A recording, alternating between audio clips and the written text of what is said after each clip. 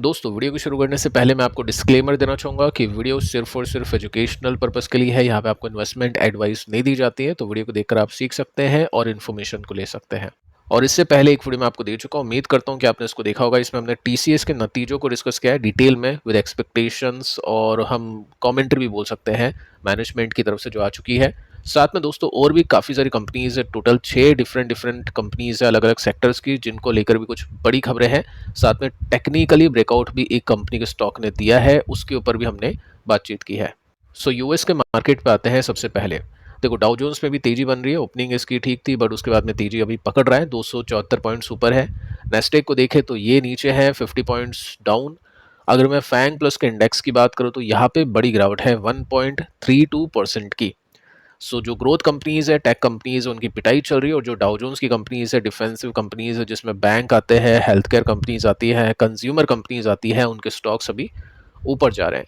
साथ में दोस्तों आप नोटिस कर सकते हो कि एफआईज की तरफ से अभी भी मार्केट के अंदर कुछ खास पॉजिटिविटी देखने को नहीं मिल पा रही है। 30 तारीख से लेकर 4 तारीख तक एफआईज ने बिकवाली की और 7 से लेकर 10 तक बहुत ही माइनर सी बाइंग की है। तो इसी की वजह से निफ्टी का चार्ट इसी टाइम फ्रेम के अंदर आप देखोगे तो स्लाइटली आपको नेगेटिव देखने को मिलेगा। अब टीसीएस के रिजल्ट आ चुके हैं, कल देखते हैं आईटी में किस तरह का पैटर्न बनता है, क्योंकि एफआईज की जो मेजर होल्डिंग्स है फाइनेंशियल्स में है और उसके बाद में आईटी में है। तो टॉप 2 होल्डिंग्स के अंदर एफआई का जो भी पैसा है वो लगता है, और उसकी जो एक होल्डिंग है जो कि आईटी है उसके नंबर्स आ चुके हैं, उसकी एक बड़ी कंपनी के नंबर्स आ चुके हैं। पिछले वीडियो को आप देख लेना। तो देखते हैं दोस्तों अब एफआई का पैटर्न चेंज होता है या फिर नहीं। सो बाजार के गिरने के पीछे की न्यूज़ एक बार हम देख लेते हैं। देखो मार्केट अभी नीचे है, टैरिफ को लेकर चिंता है, तो ट्रम्प की तरफ से कुछ ना कुछ बोला जा रहा होगा टैरिफ को लेकर, जो कि नॉर्मल है। अभी मार्केट इतना कुछ खास रिएक्ट करेगा नहीं। साथ में दोस्तों आप देख सकते हैं जो मैं आपको बता चुका हूँ, पॉवेल साहब की कमेंट्री मिनट्स के अंदर, यानी मीटिंग की जो भी समरी होती है उसको मिनट्स बोलते हैं। तो उसके अंदर हमने देखा कि इस बार यानी जुलाई की मीटिंग में रेट कोई भी चेंजेस नहीं होगा। रेट के अंदर वो चेंजेस नहीं होगा, बिल्कुल अनचेंज रहेगी। ना ही कोई कट होगा, ना ही कोई इंक्रीज होगा। इंक्रीज तो चलो बोल ही नहीं सकते, लेकिन कोई कट देखने को नहीं मिलेगा। तो ये भी एक पॉइंट है मार्केट को थोड़ा सा नीचे की तरफ धकेलने के पीछे का। साथ में दोस्तों आप नोट कर सकते हैं कि ओपेक की तरफ से एक और इंटरेस्टिंग कमेंट्री सुनने को मिली है। शाम को 5 बजे के आसपास की न्यूज़ है, कल होगा इसका इम्पैक्ट इंडियन स्टॉक मार्केट के ऊपर। पहले हमने देखा था कि नेक्स्ट महीने अगस्त के महीने में ये प्रोडक्शन को इंक्रीज करेंगे। प्रोडक्शन इंक्रीज करेगी तो तेलों के दाम घटते हैं, 2-3% के साथ में फिसले भी थे। लेकिन दोस्तों न्यूज़ ये आई है कि ओपेक प्लस जो भी कंट्रीज़ है, टोटल 8 कंट्रीज़ है, वो डिस्कशन में है कि हो सकता है आगे चल के हम जो भी तेल के प्रोडक्शन को बढ़ा रहे थे उसको हम रोक दें स्टार्टिंग अक्टूबर में। तो कितने टाइम तक प्रोडक्शन बढ़ाएगी? बहुत ही कम टाइम में। तो देखते हैं इसका कैसा रिएक्शन होता है कल के दिन क्रूड ऑयल के ऊपर और साथ में इंडियन स्टॉक मार्केट के ऊपर। सो आपने नंबर्स को देखा होगा टीसीएस के पिछले वीडियो के अंदर, जिसकी एक्सपेक्टेशन का डेटा आपके सामने है। अब हम डिस्कस करते हैं टाटा एलेक्सी के Q1 के रिजल्ट को। अब देखो यहाँ पे सेल्स की बात की गई है, 914 करोड़ की सेल्स आनी चाहिए, प्रॉफिट के मार्जिन 21.20% के आने चाहिए, और साथ में नेट प्रॉफिट की बात करें तो 170 यानी 170 करोड़ का नेट प्रॉफिट आना चाहिए। सो रिजल्ट आपके सामने है। यहाँ पे सीधा ही मेंशन कर दिया है कि प्रॉफिट मिस कर चुके हैं एक्सपेक्टेशंस को। टीसीएस में हमने देखा प्रॉफिट बीट कर चुके थे एक्सपेक्टेशंस को, लेकिन सेल्स मिस हुई थी। यहाँ पे देखो प्रॉफिट की तो बात कर दी गई है क्योंकि प्रॉफिट 21% के साथ में गिरे हैं। सेल्स को देखते हैं सेल्स ने कैसा किया। तो प्रॉफिट की बात करें तो देखो यहाँ पे 172 करोड़ की एक्सपेक्टेशन, चलो एक्सपेक्टेशन का डेटा भी यहाँ पे मेंशन कर दिया। 170-72 की एक्सपेक्टेशन अपन ने अपनी शीट में देखी थी, यहाँ पे 172 है।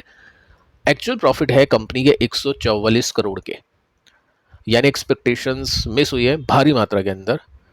और चलो ठीक है, ये 172 करोड़ का डेटा है पिछले क्वार्टर का। यहाँ पे एस्टिमेट मेंशन कर रखी है 163, चलो ज़्यादा डिफरेंस नहीं है, 170 है, थोड़ी सी 7 करोड़ यहाँ पे सीएनबीसी में थोड़ी सी कम एक्सपेक्टेशन है, लेकिन फिर भी 170 हम इसको मान सकते हैं। 144 करोड़ के प्रॉफिट यहाँ पे निकले हैं। अब दोस्तों आप नोट कर सकते हैं कंपनी के रेवेन्यू 892 करोड़ के हैं, 892 करोड़ के हैं। पिछले बार यानी पिछले क्वार्टर की बात करें, ये क्यूओन की बेसिस का डेटा है, तो 908 करोड़ के थे। एक्सपेक्टेशन है 908 करोड़ की, तो 908 करोड़ से कम है। तो ठीक है, हम बोल सकते हैं यहाँ पे एक्सपेक्टेशंस हुई है मिस दोनों फ्रंट पे, जिसमें हम प्रॉफिट की बात कर ले या फिर हम सेल्स की बात कर ले। साथ में एक बार हम यहाँ पे एबिट को देखते हैं। इसके अंदर अभी 20% का डिप देखने को मिला है, ये आ चुके हैं 22.80 से घट के आ चुके हैं 20.8%। और एस्टिमेट थी इसकी 20% की, तो ठीक है उसके आसपास है, लेकिन यहाँ पे सेल्स कम हुई है तो प्रॉफिट इसका गिर गया एक्सपेक्टेशन से भी ज़्यादा नीचे। तो नंबर्स हम बोल सकते हैं कुछ खास नहीं है, अच्छे नंबर्स देखने को नहीं मिल रहे। साथ में कुछ कमेंट्री भी हम इसकी देख लेते हैं कि क्या कंपनी के मैनेजमेंट ने बोला है इस कंपनी को लेकर। यहाँ पे आप देखोगे तो अलग अलग कैटेगरीज होती है, जैसे टीसीएस में हमने डोमेन्स देखा था, जो भी हेल्थ केयर भी नीचे था, साथ में मार्केटिंग, डिजिटल, ये सभी चीज़ें नीचे थी। सेक्टर टू सेक्टर होता है। यहाँ पे दोस्तों ट्रांसपोर्टेशन की बात करें तो यहाँ पे सिर्फ ग्रोथ मिली है इसको 4% के साथ में। क्यों उनकी बेसिस में? क्योंकि इसके पास में देखो ईवी का सेगमेंट तो है, लेकिन उसके साथ में और भी काफ़ी सारे सेगमेंट है। अगर आपको प्योर ईवी देखना है तो केपीआईटी टेक है, उसके पास में भी और कुछ सेगमेंट है, बट ईवी का एक्सपोजर उसमें ज़्यादा है। साथ में आप देखोगे तो यहाँ पे मीडिया और कम्युनिकेशन में 5% का ड्रॉप आया है। ठीक है, थोड़ा सा और आगे चलते हैं और इसमें हम नोट कर सकते हैं यहाँ पे ऊपर की तरफ हेल्थ केयर और लाइफ साइंसेज के अंदर भी यहाँ पे ड्रॉप आ चुका है यूएस टैरिफ की वजह से, जो कि है 6.7% का। क्यों उनके बेसिस में? यहाँ पे मेंशन कर चुके हैं कि एक्सपेक्ट कर रहे हैं recovery second half financial year 26 के अंदर, लेकिन अभी का जो रिजल्ट आपने देखा है वो मार्केट को हो सकता है अच्छा शायद ना लगे, क्योंकि डेटा तो कुछ इसी तरह के देखने को मिल रहा है। अब दोस्तों टेक्निकली स्ट्रक्चर देखें, समझें कि रिजल्ट के साथ में इसको रिलेट करें, तो डेफिनेटली आप देखोगे तो रिजल्ट भी अच्छे नहीं आ रहे, साथ में स्टॉक का जो प्राइस है ब्रॉडर सिचुएशन में वो भी नीचे है। तो जब तक ये अपने रेसिस्टेंस को क्रॉस नहीं करता है अच्छे वॉल्यूम के साथ में, जब तक कोई भी अप ट्रेंड इसमें एक्सपेक्ट नहीं किया जा सकता है, तो स्टॉक डेफिनेटली अगर कल खराब रिएक्शन देता है तो कुछ क्वार्टर या फिर हम बोल सकते हैं जब तक इसके रिजल्ट अच्छे नहीं आते, जब तक हो सकता है इन्वेस्टर्स का पैसा इसमें ना बने। अगली जो कंपनी है इसका नाम है आनंद राठी। अब इसमें एक्सपेक्टेशन का डेटा नहीं है, विदाउट एक्सपेक्टेशन डेटा हम देखने वाले हैं, और रिजल्ट आया आफ्टर मार्केट क्लोजिंग। अब देखो प्रॉफिट इसका ऊपर है 28%। एबिटा की बात करें तो ये जंप कर चुका है 30% के साथ में। अब इसमें देख लेते हैं रेवेन्यू कैसा है, प्रॉफिट कैसा है। प्रॉफिट तो हमने देख लिया 93 करोड़ का है, पिछली बार 73 करोड़ का है, तो 30% के आसपास का उछाल है। रेवेन्यू की बात करते हैं 274 करोड़ का है, जो कि 15% के साथ में ऊपर है। तो रेवेन्यू 15% के साथ में ऊपर गया है, प्रॉफिट ज़्यादा ऊपर गया है, इट मीन्स प्रॉफिट के मार्जिन इसने बढ़ाए हैं, और उसी की वजह से अच्छे नंबर्स इसमें आते हुए देखने को मिले हैं। तो टेक्निकली आप देखोगे तो यहाँ पे नंबर्स अच्छे आ रहे हैं, तो स्टॉक का प्राइस भी ऊपर है। अभी अपने रेसिस्टेंस पर जाने की कोशिश करा है, एक रेसिस्टेंस तो इसने अभी के टाइम पे ले लिया है। फाइनल रेसिस्टेंस देखते हैं कल ये ले पाता है या फिर नहीं। अगली जो कंपनी है दोस्तों इसका नाम है इरेडा। इसके भी Q1 के रिजल्ट डिक्लेयर हो चुके हैं। कंपनी का नेट प्रॉफिट क्रैश हो चुका है 35% के साथ में, और एक एनबीएफसी के लिए सबसे इंपॉर्टेंट होती है उसकी एसेट क्वालिटी, क्योंकि एनपीए कम होने चाहिए। एनपीए मतलब नॉन परफॉर्मिंग एसेट्स, यानी ऐसी अमाउंट जो आपने लोन के रूप में दे तो दी है लेकिन वो परफॉर्म नहीं कर रही है, मतलब उसका ब्याज आपको नहीं मिल रहा है, हो सकता है वो अमाउंट ही आपको वापस से ना मिले, तो डूबा हुआ पैसा उसको मानते हैं। तो एसेट क्वालिटी यहाँ पे बिल्कुल ही बुरी तरह से गिरी है। ठीक है, तो ये बहुत बड़ी दिक्कत है। अब जानने की कोशिश करते हैं यहाँ पे क्या कुछ हो सकता है, क्योंकि एक्सपेक्टेशंस का डेटा नहीं है, लेकिन फिर भी एक बार हम अपनी नॉलेज के हिसाब से चेक करते हैं। देखो यहाँ पे दोस्तों आप नोट कर सकते हैं इसका जो एनपीए है ग्रॉस, वो कितना है 4.13%। बहुत बड़ी बात है, यानी 100 रुपये में से 4 रुपये इसको नहीं मिलते हैं, तो हज़ारों करोड़ों रुपीज़ ये देता है, तो कितने परसेंट में आप लगा लो कितने पैसे इसको हो सकता है नहीं मिले। ये प्रोविजंस में जा चुके हैं। ठीक है, साथ में अगर आप देखोगे प्रोविजन, चलो ठीक है हम बोल सकते हैं अलग बनते हैं, वो थोड़े से ज़्यादा बना लेते हैं, वो सब टेक्निकल चीज़ें वो आप बाद में देखते हैं, उसको हम डिटेल में डिस्कशन करेंगे कभी संडे के दिन। इस तरह की जो भी टर्म्स होगी मैं आपको डिटेल में समझाने की कोशिश करूंगा। बाकी अभी आप देख सकते हैं 2% का था ये बढ़ के 4% का हो चुका है। सरल भाषा में समझे तो जितना ये बढ़ेगा उतना ही खराब इसको मान सकते हैं। नेट एनपी की बात करें तो ये भी बढ़ के हो चुका है 2% का, जो कि पिछली बार कितना था 1.35% का था, यानी पिछले क्वार्टर में कितना था 1.35% का था।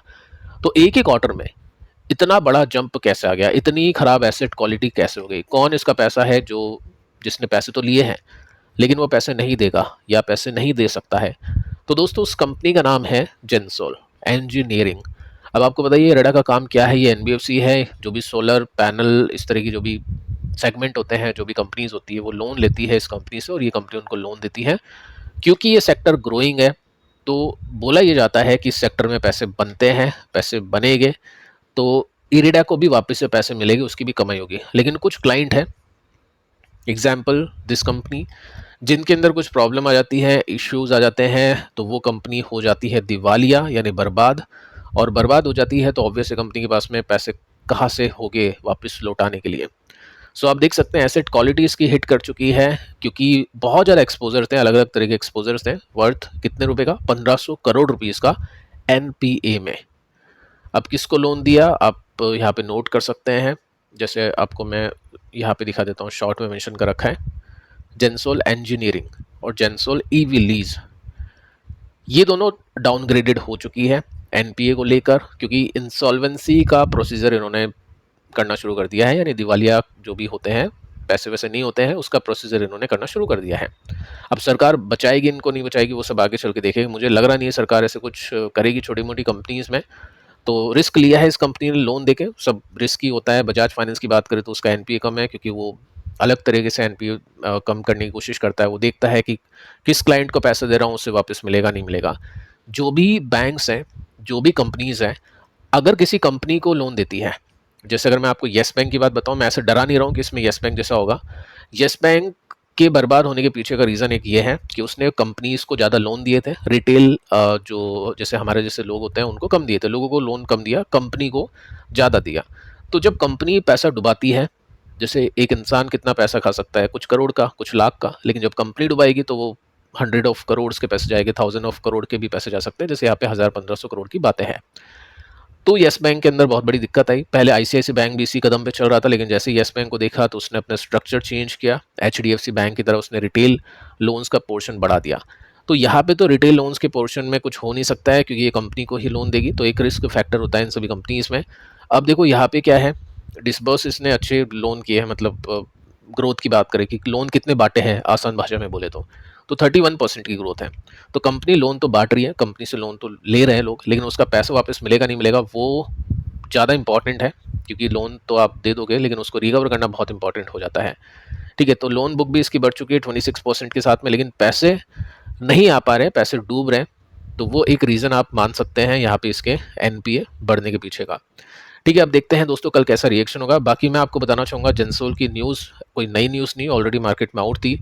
तो इन्वेस्टर्स की एक्सपेक्टेशन होगी कि एनपीए शायद बढ़ेगा इसके, बट इन्वेस्टर्स की एक्सपेक्टेशन से ज़्यादा अगर एनपीए बढ़ गए होंगे तो फिर कल आपको दिखेगा इसमें डाउनफॉल। अगर एक्सपेक्टेशन के हिसाब से हैं तो फिर ठीक है, ज़्यादा कुछ खास इम्पैक्ट पड़ेगा नहीं। सो आप बता सकते हो कमेंट के अंदर करके कि क्या कुछ इसमें हो सकता है। एक क्वेश्चन मैंने आपसे टीसीएस के लिए किया था और एक क्वेश्चन मैंने आपसे इसके लिए किया है। ठीक है, तो यहाँ पे आप देखोगे तो ट्रेंड इसका डाउन ट्रेंड में था ब्रॉडर स्तर पे, वीकली चार्ट में तो ये यहाँ से निकल गया, लेकिन बहुत ही स्लो ग्रोथ, एकदम से कुछ ब्रेकआउट्स वगैरह देखने को नहीं मिला। तो जैसे ही यहाँ से निकला, पैटर्न आप देखोगे तो बहुत ही स्लो तरीके से अपर बॉटम के साथ में स्टॉक ऊपर जा रहा है, लेकिन काफ़ी स्लो है। तो कल आपको पता चलेगा कि यहाँ पे क्या पॉसिबिलिटीज़ बन सकती है स्टॉक के प्राइस एक्शन के अंदर। सो फिलहाल दोस्तों इस वीडियो में इतना ही, पिछले वीडियो का आप देख लेना, ये भी काफ़ी इंपॉर्टेंट है। मिलते हैं कल किसी और वीडियो में किसी और इन्फॉर्मेशन के साथ, तब तक के लिए शुभ रात्रि।